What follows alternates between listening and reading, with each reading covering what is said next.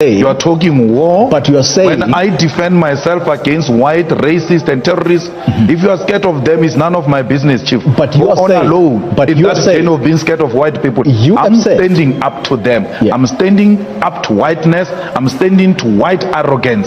I will never allow it to play itself out in South Africa when I'm a leader of a third political party. The EFF's presence in this democracy is to put racists at their own place, and we're going to do that knowing very well that we're going to be called names. It needs to be kicked out of the country. I don't want him in South Africa anymore. He's not a South African. He can go to America and live with all those people that are the Zionists and the cabal that are trying to manage our planet.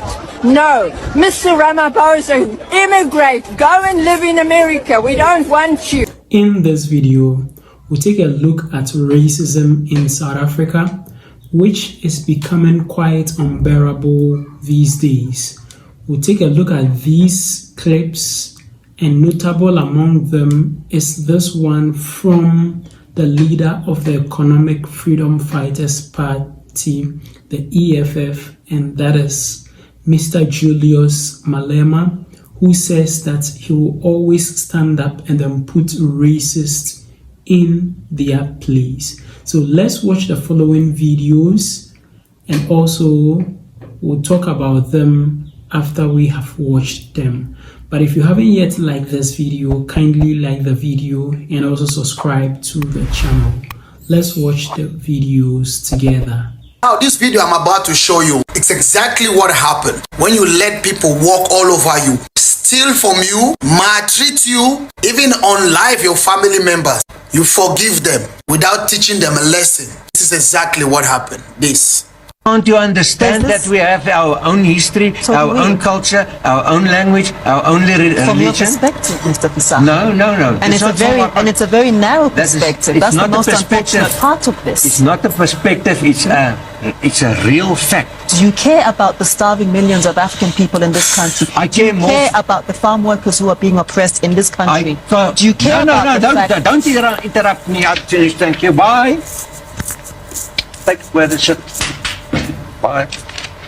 Don't interrupt me. I'll finish. Thank you. Bye. Take where the Bye. Boy. Okay. And you won't dare, Mr. Visagie, you won't dare interrupting me once more. Take away this man. Thank you very much. Touch me and you'll be in trouble. Touch me on my studio. You touched me. Touch me on my studio. Touch me on my studio. You touched me. And take away his arm. Touch me on my studio. Take away his arm from me. Touch me on my studio. Touch me on my studio. I touch you on your studio. Touch me on my studio. I touch you on your studio. You don't do that. Wait. Don't touch him. Wait. Let's just go out. Yeah, let's go. I am not finished with you.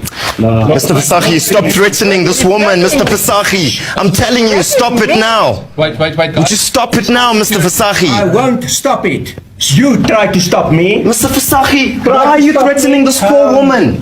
What has she done to you? She's expressing her views. She's talking about the capitalist whites. Why do you think then she is poor?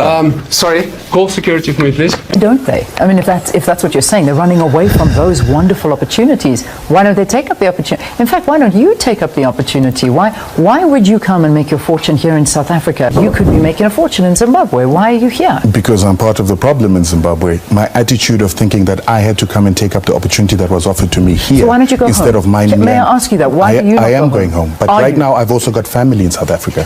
I've got South African children, and those South African children don't just allow me to just stand up and leave, but I do have projects that I'm taking part in Zimbabwe because I've learned that those resources are the most important thing. If you have such faith in your country, in Zimbabwe, I would say and I would think you would get up and you would take your family and you would go and fix up the future of Zimbabwe. If you're saying there's land, if you're saying there's minerals, if you're saying there is so much wealth and opportunities for you there, you're living a contradiction.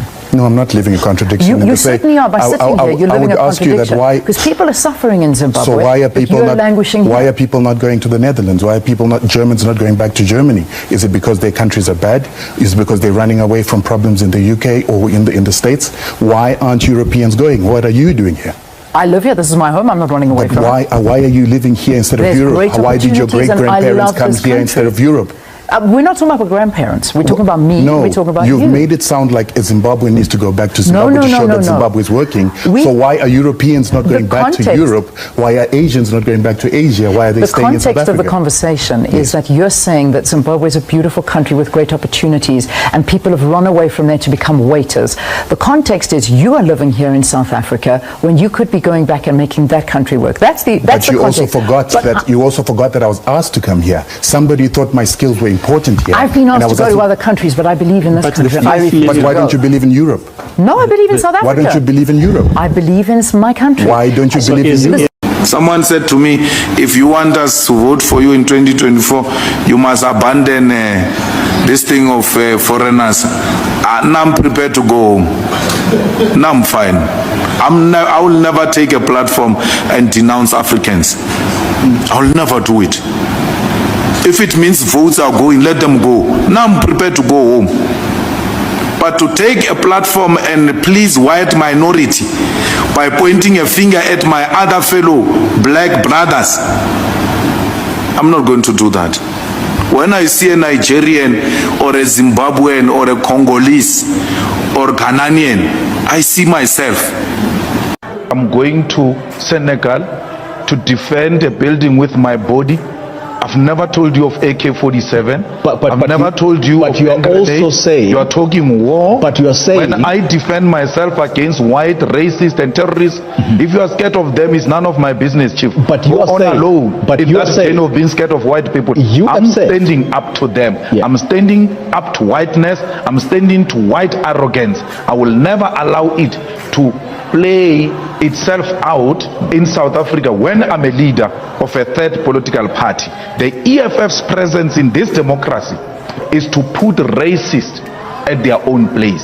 And we're going to do that knowing very well that we're going to be called names because of racist apologists, apartheid apologists, and beneficiaries of racism. So we are not part of that nonsense. Welcome back. So in the very first video where this black South African journalist was interviewing this white South African, it turned out to be something else, and this white South African was not happy about the questions that this journalist was asking him. And even what broke the camel's back was the fact that this woman interjected whilst this white man was speaking. So I think this brought out his fury and he got very furious live on television.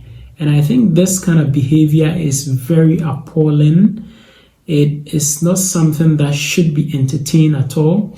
This shows you the level of impunity that some of these white people have towards black people. Now, I don't see why this should be a problem that you are being asked questions that borders the black community in South Africa, and you should get to a point where you are so furious to the extent that you even threaten the female journalist who is asking you questions. You get so furious to this point. It is quite appalling, and I think some things should be done about this to curb this kind of racism in South Africa.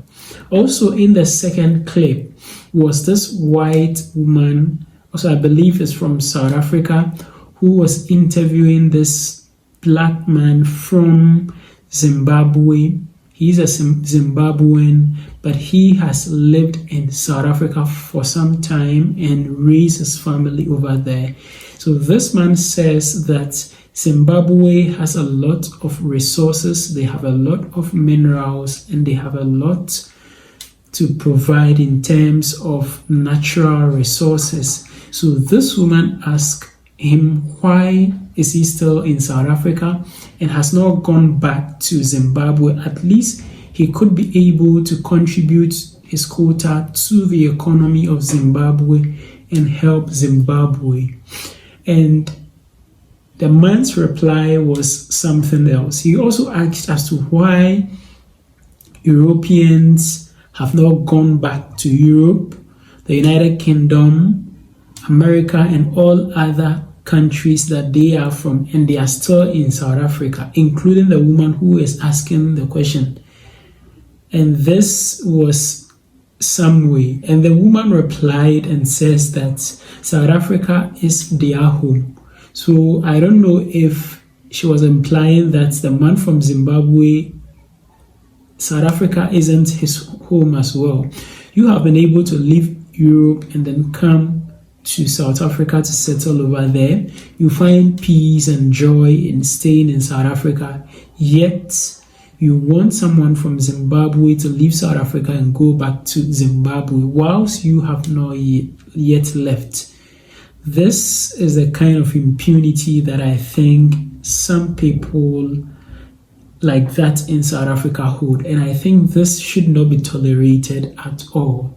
And now let's move to the last clip, which features the man Mr. Julius Malema. Now, he has been very pivotal in the fight against racism and racial discrimination in South Africa. Now, when you bring the topic of racism and racial discrimination, definitely the name of Mr. Julius Malema will pop up, and he is really doing a very good job when it comes to the issue of racism.